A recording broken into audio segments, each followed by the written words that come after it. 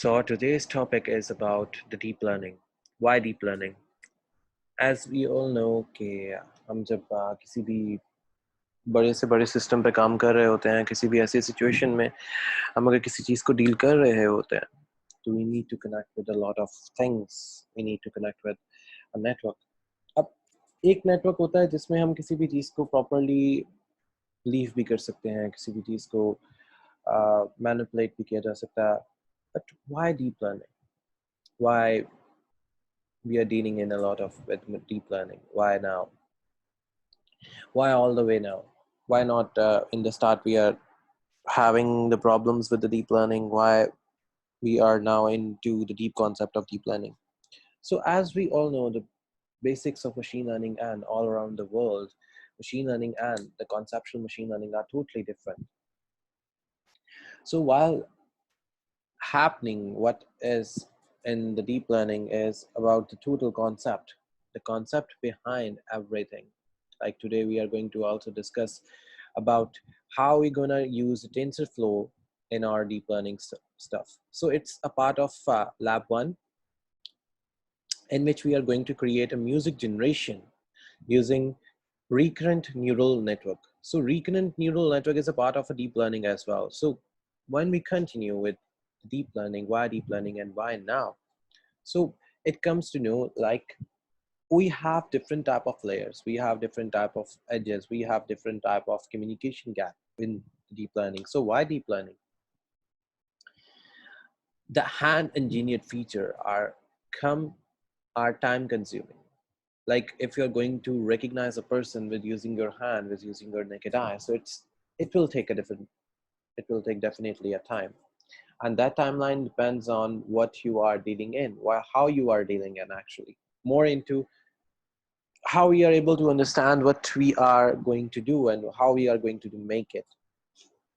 So it totally depends on your working and the working material. So I might introduce the part of it somehow, and low level feature, mid level and high level features. While we are talking about the low level features, edges and lines, so there are a lot of people all around the world who are whose faces and the technology are not even recognizable. So as I used to quote the example between these facial tests of these people, Chinese, Korean, and Japanese. So we are not even able to identify between all these people they properly, because all of the sudden they have each and everything with almost same scenario. So how we can learn underlying features directly from data.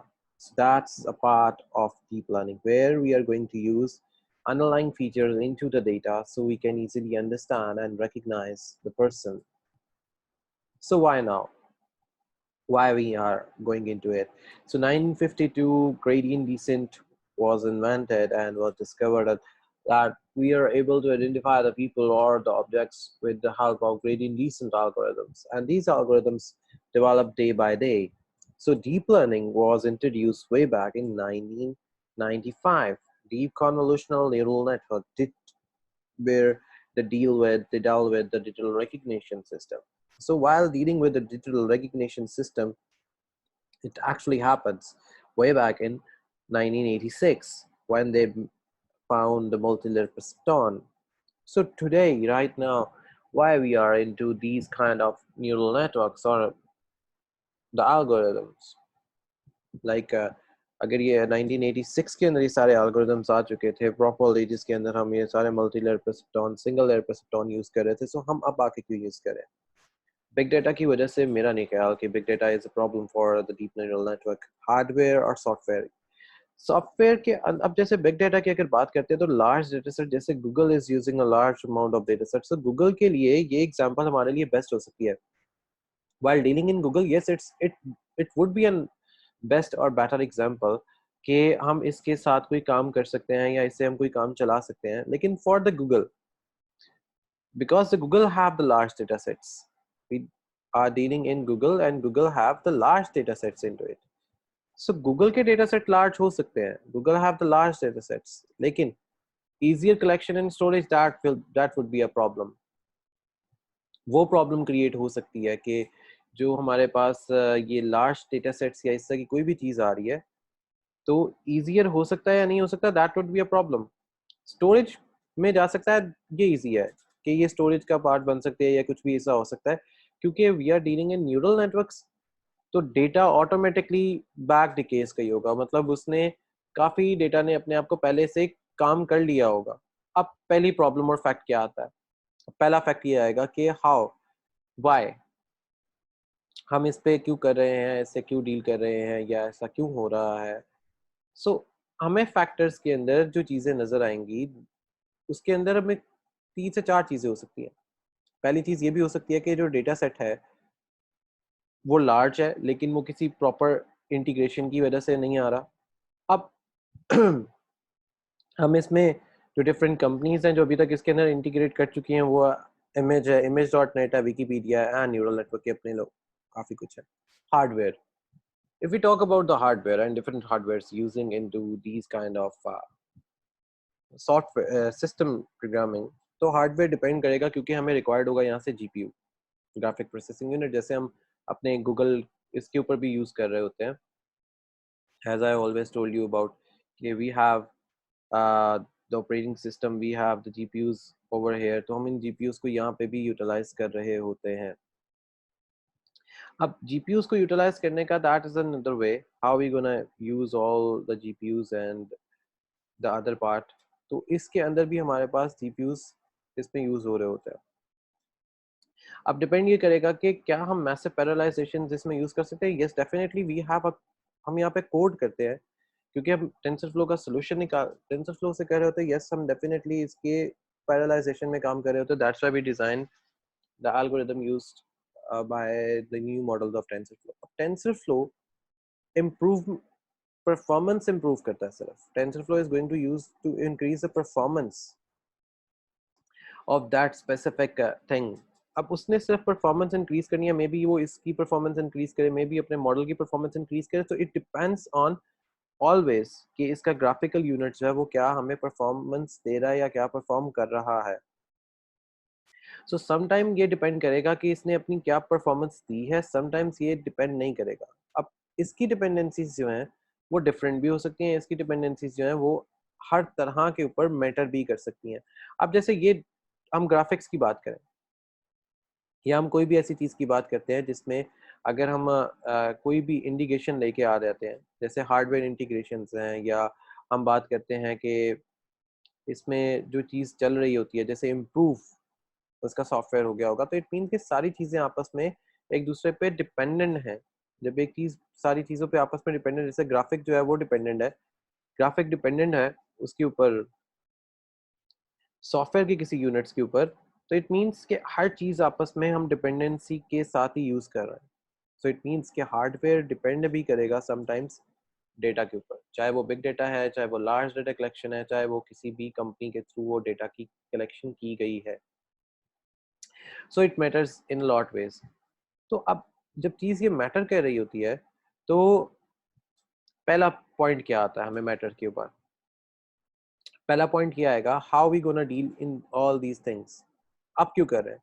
तो अगर हम परसेप्टॉन की बात करें, जो single structured होता है, या जिसको मल्टी लेयर परसेप्टॉन कहते हैं, जैसे यहाँ पे ये मेंशन है परसेप्टॉन, तो अगर हम सिंगल लेयर परसेप्टॉन की बात करते हैं, अगर इसके स्ट्रक्चर की बात करें कि हम किसी भी चीज़ को प्रॉपर्ली इंटीग्रेट करवाने के लिए इसका स्ट्रक्चर कैसे लिखते हैं, या हम टेंसर फ्लो को इसमें ऐड कैसे करते हैं, तो सिंगल परसेप्टॉन की पहले बात करते हैं। फॉरवर्ड प्रोपेगेशन, ये हमारे पास इनपुट्स हैं, दीज आर द इनपुट्स। ये इसके रिगार्डिंग वेट्स हैं। कैसे हो सकते हैं वेट्स? सपोज ये इनपुट हमें कोई मिल रही है 1 की, ये 0 की, ये भी 1 की, सपोज करते हैं ये वेट्स हैं। इन्होंने डिपेंड करना है इस इनपुट पे। मतलब कहने का सिंपल फाज में कि अगर आपके पास कोई पिक्चर है, उसमें इनके यहाँ पे कोई भी चीज़ डिज़ाइन बना हुआ है, कुछ भी है, एनीथिंग, यहाँ पे एक चीज़ यहाँ कॉर्नर से सिलेक्ट होगी। सपोज करते हैं पिक्सल सिलेक्ट हुआ, वो यहाँ पे गया। एक इस पिक्सल का कोई वेट है, वेट इन द सेंस कि कितना विजिबल है, कितना विजिबल नहीं है, इसमें क्या इन्फॉर्मेशन है, क्या इन्फॉर्मेशन नहीं है, तो वो इसके वेट में जाएगा। अब ये दोनों इस फॉर्मूले के तहत वर्किंग करेंगे। एक्स ऑफ आई जो इसकी इनपुट गई है, वेट ऑफ आई जो इसका अंदर वेट डिसाइड किया गया। इस फॉर्मूले के तहत ये दो अपने आपस में काम करेंगे। काम करने के बाद कि यहाँ पे सम अप हो जाएंगे, दोनों को इकट्ठा कर लिया जाएगा। जब इकट्ठे हो गए तो ये हमें कोई एक्टिवेशन फंक्शन के थ्रू, जो भी हम आगे जाके देखेंगे कि एक्टिवेशन फंक्शन कैसे इनके साथ काम करता है, तो हमें एक आउटपुट मिलेगी y की सूरत में।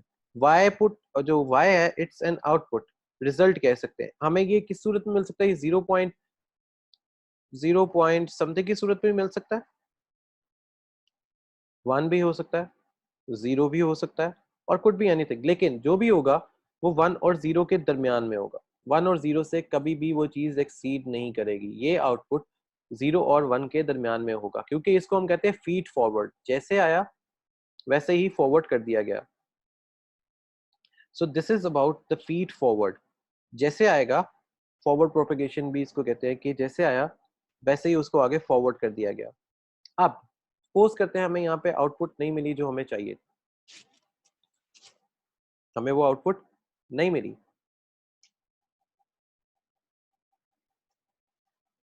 जो आउटपुट हमें रिक्वायर्ड थी, तो हम क्या करेंगे? तो पहली प्रॉब्लम है कि हमें आउटपुट वो नहीं मिली जो हमें रिक्वायर्ड थी। इट मींस कि we need to do something else. अब इतने से हिस्से को कोडिंग में कैसे करते हैं वो देखते हैं।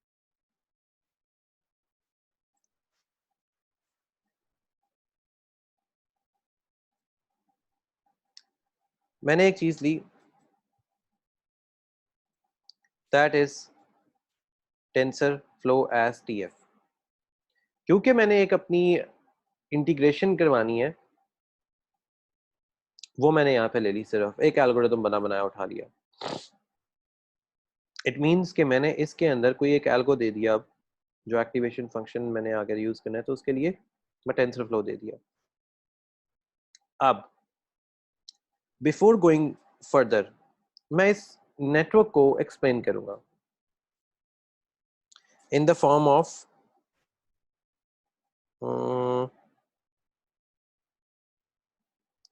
ये मैंने एक्सप्लेन किया। मैंने एक फंक्शन बनाया ओवर डेंस लेयर का। इट मीन्स कि मैं इसकी बात कर रहा हूँ, इतने हिस्से की बात कर रहा हूँ। अब इस फंक्शन में मैंने क्या चीज लिखवाई? Init, starting, return and output node. It means starting nodes, output nodes मैंने ये इस फंक्शन में ऐड कर दिया। सो अब मेरा ये फंक्शन, जब मैंने इसमें इसको ऐड किया तो इसने अपनी आंसर किसी सुपर नोड या लेयर को देना है। तो विच मीन्स कि ये आंसर इस सुपर नोड या लेयर के पास जाएगा, जो कि क्या है? नॉन लीनियर एक्टिवेशन फंक्शन है। अब मैं अपना मॉडल बिल्ड करूंगा जिसमें मैं ये बताऊंगा कि मेरे जो पहले वेट थे वो क्या थे, और जब दूसरा जब आया था वो क्या था। सो मैं इसको डायमेंशनलिटी की बेसिस पे इसको नोट करूंगा कि इसकी डायमेंशन कितनी है, इसके टोटल आउटपुट कितने आ रहे हैं, या कितना ये एक्सीड करेगा कितना नहीं। सो फॉरवर्ड प्रोपेगेशन में मैंने अपना सारा डेटा आगे फॉरवर्ड कर दिया। अब मेरे पास एक इनपुट की लेयर ज्यादा हो गई। So it it it means कि मैं अब जो मेरी पहले जो आया था रिजल्ट, जो अब रिजल्ट आने लगा, इट मींस कि पहले वाला मेरा रिजल्ट सही नहीं आया, तो मेरा जो WO है ये मेरा अब ओल्ड वेट बन जाएगा, पुराना वेट। कैसे? मैं अब इसको कह देता हूं, लेट मी, मेरा जो ये वाला हिस्सा है ये मेरा है WO का। ये वाला हिस्सा मेरा बन गया WO। ये मेरा अब पुराना बन गया WO, ये मेरा है करंटली WO मेरा ये वाला हिस्सा। नाउ जब मैं आगे गया तो WO जो मेरा पिछला हिस्सा था वो इसके साथ अब ऐड हो जाएगा। क्यों? क्योंकि I need new result, new output. मुझे अब ये वाली आउटपुट नहीं चाहिए, क्योंकि अब ये वाली जो आउटपुट होगी इसका इस आउटपुट के साथ कोई लेना देना नहीं है, इसका इस आउटपुट के साथ कोई लेना देना नहीं होगा, क्योंकि ये आउटपुट वो थी जो मुझे चाहिए ही नहीं थी और ये आउटपुट वो है जो मुझे अब रिक्वायर्ड है। इट मीन्स कि मेरी ये जो आउटपुट अब आएगी, this output would be my output जो मुझे रिक्वायर्ड है। लेकिन सपोज करें कि अगर मुझे दोबारा ये आउटपुट नहीं मिलती, तो इट मीन्स कि मेरा ये डब्ल्यू नॉट जो है ये एक और बायस फंक्शन में ऐड अप हो जाएगा, एक और फंक्शन ही बन जाएगा। लाइक जब उसको सॉल्व करने लगेंगे तो हमारे पास ये फंक्शन कुछ इस सूरत में आएगा, वेयर एक्स जो है हमारे पास मैट्रिक है, कौन से वाला, ये वाला, ये हमारे पास एक्स है जो 1 से लेके एक्स ऑफ एम तक जा रहा है, और डब्ल्यू हमारे पास ये सारे वेट्स हैं जो कि W1 से लेके WM तक जा रहे हैं। ये मेरे पास W's है और ये मेरे पास कैपिटल X अवेलेबल है। अब पॉइंट यह कि मेरा WO कहाँ गया, W नोट कहाँ गया। W नोट जो के पुराना वेट था, ओल्ड वेट था, इस वजह से उसको वहां पे ही रहने दिया, क्योंकि ये ऑलरेडी हमारे पास वो चीज है जो हमें रिक्वायर्ड थी, लेकिन हमें उसने वो रिजल्ट नहीं दिया, तो ये WO बन गया, हमारे पास बाइसनेस ऑफ डेटा आ गई। अब मेरे काम आ गया इस एक्टिवेशन फंक्शन का जो कि रोक के बैठा हुआ था। सो एक्टिवेशन फंक्शन में I am going to add sigmoid, हम इसमें सिग्मॉइड को यूज करेंगे फॉर आवर एक्टिवेशन फंक्शन। अब कोड में आते हैं।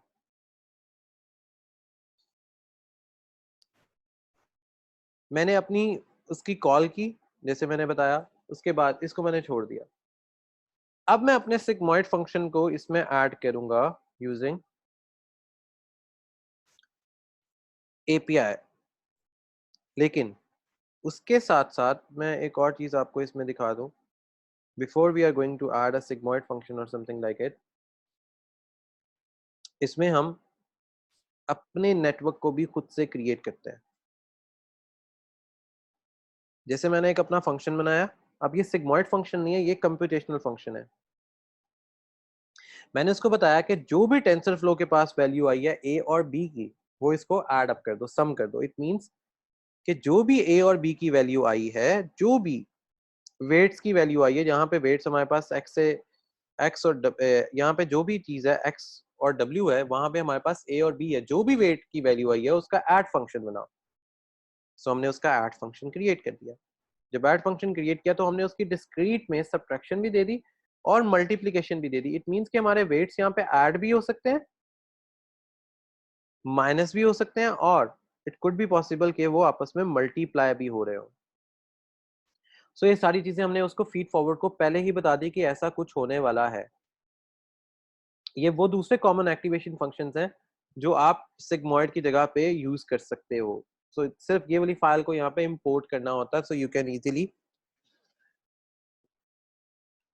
इंपोर्ट योर ऑन फंक्शन जो भी आपने इसमें इंपोर्ट करवाना है। सो हम जेनेरिकली अभी चीज को लेके चल रहे हैं।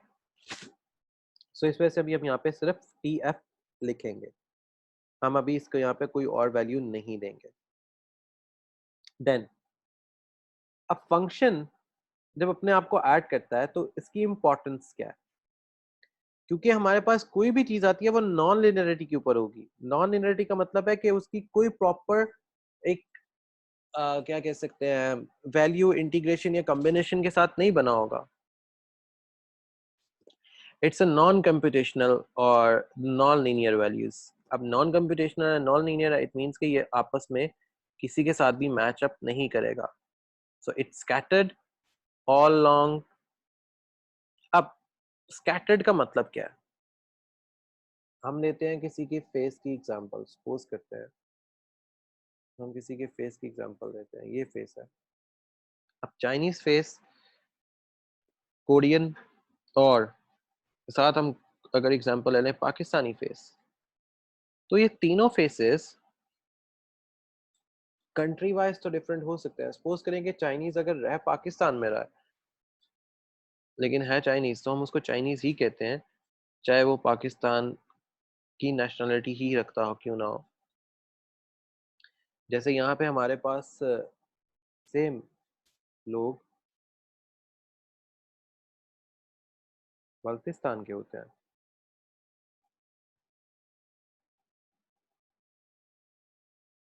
अब यहाँ पे हम इनको चाइनीज तो नहीं कह सकते, बल्तिस्तान के लोगों को हम चाइनीज नहीं कह सकते, but they have the resemblance more with the Chinese.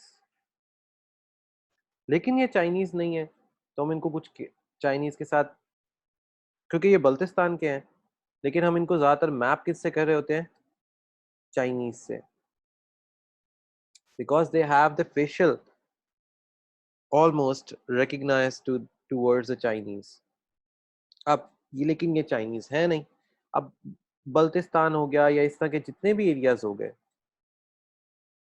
Hunza valley के लोग हो गए या इस तरह के, वो टोटल किससे कनेक्ट हो रहे होते हैं, इनकी बहुत से फेशियल फीचर्स जो है वो चाइनीज से या किसी ऐसे से मिल रहे होते हैं जो पाकिस्तानी नहीं लग रहे होते, but they are the part of the Pakistan.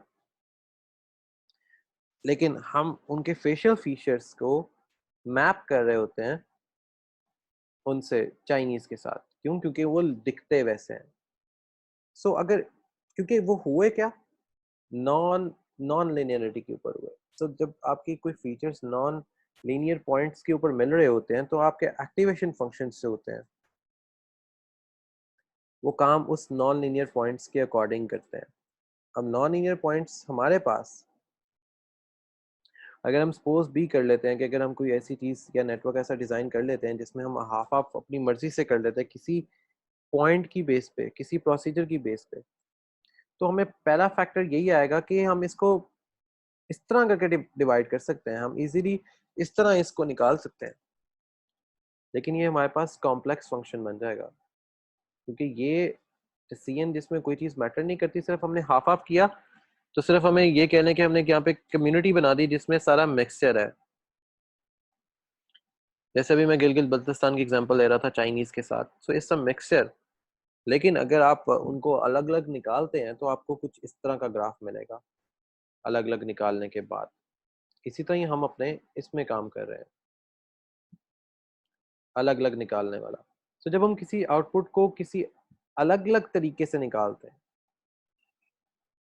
TF sigmoid green में यहाँ पे अप्लाई हुआ, TF मैथ फंक्शन यहाँ पे अप्लाई हुआ, और ऐड फंक्शन भी यहीं पे अप्लाई हुआ। वेरिएबल्स 1 और 2 एंड इनपुट x। अब वेरिएबल्स क्या हुआ है, मतलब वेट इसका किसी भी टाइम पे चेंज किया जा सकता है, वेट इसका चेंज होगा अगर हम बैक प्रोपेगेट करते हैं।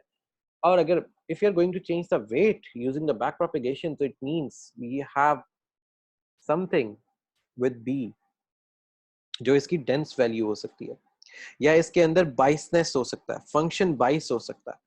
So it could be anything, it could be anything कि फंक्शन बाइसनेस में भी आ सकता है, ये वेट बाइस, वेट किसी भी टाइम पे ऐड चेंज हो सकता है। जब वेट चेंज होगा इट मींस कि we have a biasness in our function. जब डेटा बाइस हो गया, हमारे पास लेयर्स बाइसनेस पे आ गए, तो प्रॉब्लम ये आएगी कि टेंसर फ्लो क्या हमारे साथ सही से काम करेगा या नहीं। पहले हम यहाँ पे टेंसर फ्लो को इंस्टॉल करते हैं, और MIT ने एक अच्छा काम किया हुआ कि अपनी डीप लर्निंग की कुछ फाइल्स खुद से यहाँ पे बना के दे भी दी हुई है, तो हम उसके पैकेज को भी साथ ही डाउनलोड कर लेते हैं। We don't even going to need any kind of trouble in the package downloading और इस तरह की सारी चीजों को। ये खुद ब खुद ही हमें सारा कुछ करके देगा जो हमें रिक्वायर्ड होगा फॉर टेंसर फ्लो मेकिंग में। अब हम टेंसर फ्लो क्यों यूज करते हैं, अब मैं अगर यहाँ पे एग्जांपल लूं कि एक स्पोर्ट्स के अंदर एक बंदा अगर टेनिस खेल रहा है या कोई भी एक चीज प्ले कर रहा है, तो अब उसकी जो वैल्यू है वो कांस्टेंट रहने वाली है। अगर मैं छोटी एग्जांपल लूं, क्योंकि हमने बिगर एग्जांपल में तो म्यूजिक प्लेयर वाली साइड पे जाना है। So if I'm going to take a shortest example of a person who is going to play a tennis, so it means a tennis is going to played by a person in which tennis से अब जो चीज perform होगी, that is what, हम वो tennis से क्या चीज परफॉर्म करेंगे, हम जो टेनिस से चीज परफॉर्म करेंगे दैट इज कि उसकी रेशियो क्या है, वो कितने टाइम में एक शॉट को बहुत इजीली हिट करता है।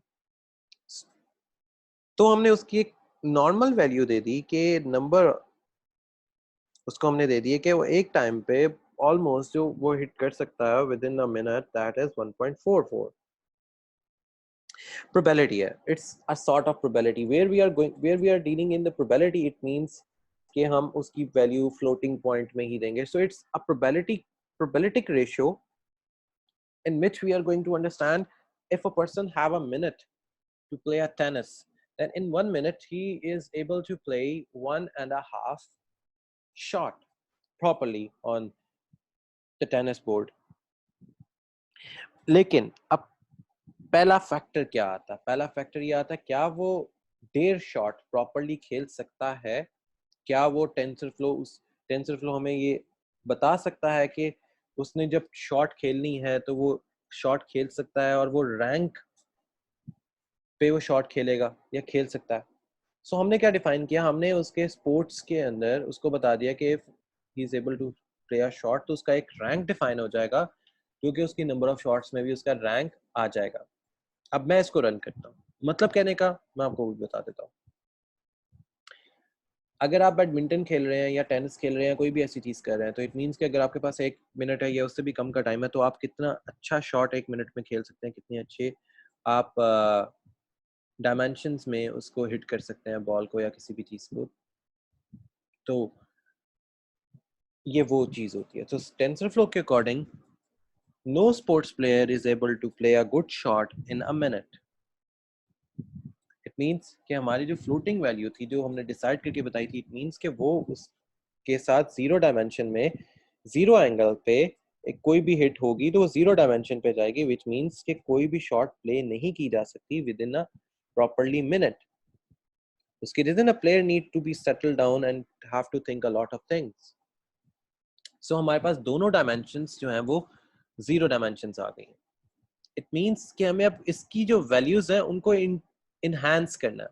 अब मैंने एक और चीज ऐड कर दी, बास्केटबॉल। अब टेनिस में हमारे पास हाइट नहीं होती है, बास्केटबॉल में हमारे पास हाइट भी होती है। तो मैंने अब टेनिस की बॉल और बास्केटबॉल की हाइट्स वगैरह भी साथ साथ ऐड अप कर दी हैं बीच में। अब जब हाइट और वो सारी चीजें ऐड की तो टेंसरफ्लो अब हमें ये सिर्फ बताएगा कि अगर मैं ऐसी कोई चीज खेल सकता हूं तो मेरे पास मैट्रिक्स जो बनेगा, मैट्रिक्स मैट्रिक्स सेंस कि मेरे पास अगर कोई मैट्रिक्स बनता है वो क्या बनेगा। अगर if I am going to play a shot तो मेरे पास मैट्रिक्स कौन से वाला बनेगा या कितने का बनेगा, और बाद में मेरे पास आउटपुट क्या आएगी। अब मेरा जो जो भी मैट्रिक्स बनता है 1D है, 2D है, या कोई भी मैट्रिक्स है, इट मींस कि कोई भी मैं परसेप्टॉन के थ्रू कोई भी वैल्यू इसमें ऐड करवाऊंगा या एक्टिवेशन फंक्शन से कोई भी वैल्यू इसके साथ इंटीग्रेट करवाऊंगा सम अपने, और इसके वेट्स को रीइनिशियलाइज करवाऊंगा, जैसे यहाँ पे रीइनिशियलाइज हुआ है 1, तो इट मींस हमारा मैट्रिक्स कोई ना कोई अपनी फॉर्मेशन बनाएगा। जैसे यहाँ पे हमारे पास कोई वेट ऐड नहीं है एक्स्ट्रा, यहाँ पे हमारे पास कोई एक्स्ट्रा वेट ऐड नहीं था, जबकि यहाँ पे वेट हमारे पास एक्स्ट्रा ऐड हो चुका हुआ। इट मींस कि अब मैट्रिक्स कोई ना कोई शेप में अपने आप को लेके आएगा, कोई ना कोई शेप में अपने आप को लेके आएगा। सो जब हम इसको रीड करते हैं तो यस हमारे पास जो शेप है that is 2 and 3। It means कि हमारे पास 2/3 का एक मैट्रिक्स डायमेंशन बनेगी जिसके अंदर we are able to do play. अब यहाँ पे जैसे ये 2D मैट्रिक्स बना था, 2 डायमेंशनल मैट्रिक्स था, in this case we are going to have 2 into 3, it means 2 rows and 3 column matrix is available in our case. So जब हमारे पास 2 into 3 का मैट्रिक्स आ गया, अब सोचने की बात ये थी, अब हमें जो कंसीडर करना है वो 2D क्योंकि यहाँ पे तो 2/3 का आ गया है। अब हमें 2D टेंसर फ्लो का हाईएस्ट ऑर्डर बनाना है, तो मतलब जब हम 2D का highest order tensor flow design करने जाएंगे, इट मींस कि हमें कोई वैल्यू रिक्वायर्ड होगी that could be a quadratic equation type, और उसकी जो भी वैल्यू स्टार्ट होगी that is between this point. तो कहने का मतलब ये कि पॉजिटिव और माइनस क्वाड्रेंट्स में इसकी बात आ जाएगी अब। और एक और फैक्टर भी है कि इसका जो ओरिजिन है वो -0 पॉइंट समथिंग है, वो जीरो भी नहीं है इन दिस केस। लेकिन हमारे इस केस में हमारा जो ओरिजिन था दैट इज 0। हम यहाँ पे लिखी हैं कि we have an origin with value 0 dimensions, जबकि इस केस में हमारे पास 0 डायमेंशन की जो अरे वो मैट्रिक्स है वो अवेलेबल नहीं था। So in this case we are lucky. अब लकी होने के साथ साथ अब हम यहाँ पे डिजाइन करेंगे कि 2D के अंदर इसको कन्वर्ट कैसे करना है, क्योंकि डेफिनेटली अगर हमने कोई भी चीज लेनी है, इन दिस केस अगर हम कोई भी पिक्चर लेते हैं, इट मींस कि ये पिक्चर 3D के अंदर शो हो रही है, तो हमें इसको 2 डायमेंशनल अरे के अंदर कन्वर्ट करना है। So while we are going to deal in the 2 dimensional array, तो हम उसको इस तरह कन्वर्ट करते हैं कांस्टेंट की वैल्यूज को साथ साथ लेके। So in this case we have 2D parts x y x y x y x y। अब 2 डायमेंशनल हमारे पास जो मैट्रिक्स है वो बना। अब 2 डायमेंशनल मैट्रिक्स को हमने वो उस पे क्या कहते हैं ऐड करवाना है with the help of TensorFlow. So matrix must be TF tensor object. It means कि हमें यहाँ पे जो भी एक्टिवेशन ऑफ फंक्शन या आउटपुट की सूरत में कुछ भी चीज मिलेगी that is a part of our TensorFlow. तो ये मैट्रिक्स जैसे मैंने कहा कि ये 0 पॉइंट समथिंग से स्टार्ट हो रहा है, -0 पॉइंट समथिंग से स्टार्ट हो रहा है, ये जीरो नहीं है, तो assume we have an input -1/2 का मैट्रिक्स, और ये इक्वेशन बनी। और इन और दिस केस हमारे पास इक्वेशन कुछ ये बनी इन दिस केस। सो अगर मैं अब इसको रन करता हूं इस मैट्रिक्स को, तो इसे रन करने के बाद कोई एरर नहीं दिया, इट मींस कि we are good to go. तो अब मुझे जो इमेज शो करवाना है that is 10 56 56 and 3। It means कि हमारे पास जो अब मैट्रिक्स बनेगा यहाँ पे वो आएगा 10 56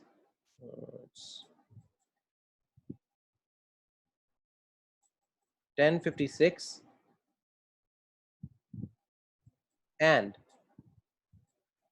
56 3।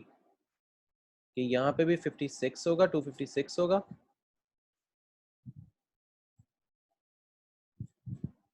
256 और साथ होगा हमारे पास 3। इट मींस कि हमारे पास अब मैट्रिक्स ये बनेगा इन this case, in this case we have a matrix like this। अब इस मैट्रिक्स को हमने इनहेंस करना है, इसकी sorry enhance in the sense के इसके अंदर जो भी वैल्यू आई थी अब उसको इस पे मैप करना है, इस एक्टिवेशन फंक्शन पे हमने उस वैल्यू को मैप कर देना है। तो इन दिस केस जैसे 1 और 2 था, हमारे पास यहाँ पे आएगा पहले 10 इंटू 256 माइनस 256 इंटू 3। तो हमारे पास जो वैल्यू आएगी वो अप्रोक्सीमेशनली किसी फंक्शन के इक्वल आएगी, किसी माइनस या नेगेटिव वैल्यू के इक्वल आएगी। अब इससे फायदा हमें क्या हुआ, नेगेटिव वैल्यू या इससे, अब जब भी हम किसी भी मैट्रिक्स की बात करेंगे तो हमें ऑटोमेटिकली ये आधा आधा हुआ मिलेगा। आधा हुआ इन द सेंस के एक इनपुट एक साइड पे चली जाएगी, एक इनपुट एक साइड पे चली जाएगी। अभी ये इनपुट की सिर्फ बात कर रहे हैं। इन this case the same thing happens. अब मैट्रिक्स की अगर इनकरेक्ट शेप होती है, अगर ये वाली शेप नहीं आती तो मैट्रिक्स कहेगा ये इनकरेक्ट शेप में अवेलेबल है। सो इसको रन करके देखते हैं। सो हमें कोई एरर नहीं आया, इट मींस कि हमारा जो मैट्रिक्स की जो शेप है दैट इज गुड। और यहाँ पे हम इसको रो और कॉलम उसके निकाल लेते हैं। सो हमारे पास जो अभी रो वेक्टर है दैट इज 5 6 7 एंड 8, कॉलम में 3 7 एंड स्केलर हमारा 7 है। अब जैसे मैंने स्टार्ट में कहा कि हमारे पास जब यहाँ पे बना था मैट्रिक्स, जो कि इधर बना था 2 into 3 मीन्स के 2 रोज थी और 3 कॉलम थे, लेकिन अब जब यहाँ तक हम पहुंचे हैं तो यहाँ पे हमारे पास 4 रो हो चुकी हुई हैं और 2 कॉलम हो चुके हैं। इट मीन्स कि हमारे यहाँ पे कोई वैल्यू जो है मैट्रिक्स में आके चेंज हो चुकी है। कॉलम और इसको वैल्यूज जो हम चेंज कर चुके हैं। जब कॉलम वैल्यूज चेंज हो ही गई हैं तो हम अपने कंप्यूटेशनल टेंसर फ्लो के पास जाके इसको ऐड अप और कैलकुलेट करवा देते हैं कि इसका जो ऐड फंक्शन है जिसमें हम ओवरराइड कर रहे थे प्लस ऑपरेशन से, इसकी वैल्यू हमें क्या मिलती है। सो इन और टेंसर फ्लो की जो value I that is 76 shape T type 32। It means कि हम सिर्फ एक ही एक्सेस पे खड़े हुए हैं, दैट इज कि यहाँ पे कोई पॉइंट होगा 76 का एंड दैट इज उसका एक्स एक्सिस भी वही है और वाई एक्सिस भी वही है, वही इसका स्पोर्ट्स भी है, वही उसका नंबर भी है। इट मीन्स कि वो आगे गया ही नहीं है। इट मीन्स कि वो 0 डायमेंशन के ऊपर ही स्टिल टिका हुआ है। जो हमने व्यू पर निकाला था कि वो 0 डायमेंशन हमें वहाँ पे आ रही थी, so it's on 0 dimension right now. जब 0 डायमेंशन में हमें चीज मिल गई, इट मीन्स कि we need to calculate and construct a simple computational function जो हमें 0 डायमेंशन से आगे ले आए। इट मीन्स कि अभी एक्टिवेशन फंक्शन के पास तक तो हम पहुंचे ही नहीं है, क्योंकि अभी हम 0 डायमेंशन वाली साइड पे हैं, 0 के ऊपर ही बैठे हुए हैं। So we need to change the function and उस फंक्शन को चेंज करने के साथ साथ हमें ये भी चीज़ का ध्यान रखना है कि जो फंक्शन चेंज हो रहा है उसकी एक्चुअल वैल्यू क्या आ रही है। अगर वो एक्चुअल वैल्यू उस फंक्शन के अकॉर्डिंग नहीं आ रही जो भी हम उसमें एक्टिवेशन फंक्शन में देख रहे थे, तो हमें ये चेंज करना पड़ेगा इसका कंप्यूटेशनल फंक्शन। अगेन इसको खुद से लिखना पड़ जाएगा। कंप्यूटेशनल फंक्शन जो चीज़ हम यहाँ पे वैल्यू को कंप्यूट कर रहे हैं, इन वैल्यूज़ को जो कंप्यूट कर रहे हैं, इस आउटपुट के ऊपर वो वाली वैल्यूज हम यहाँ पे ऐड कर देते हैं। सो जब हमने वैल्यूज को ऐड किया, मल्टीप्लाई किया, तो क्रॉस चेक किया, तो इन्होंने अब हम ए बी की वैल्यू ये कंसीडर करके इसके अंदर अब ऐड करवा के देखते हैं तो हमें आउटपुट क्या आती है।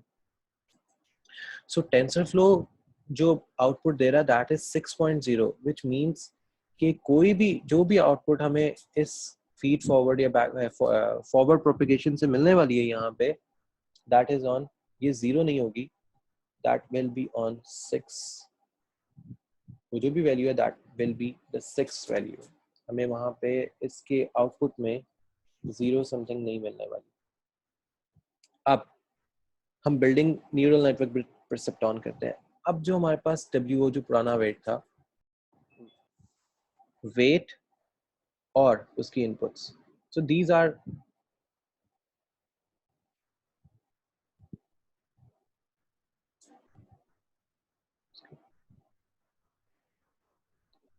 Are the important parts.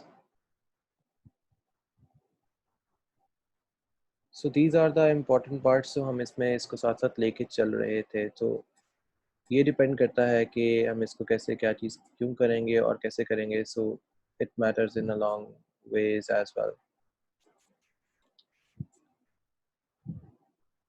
तो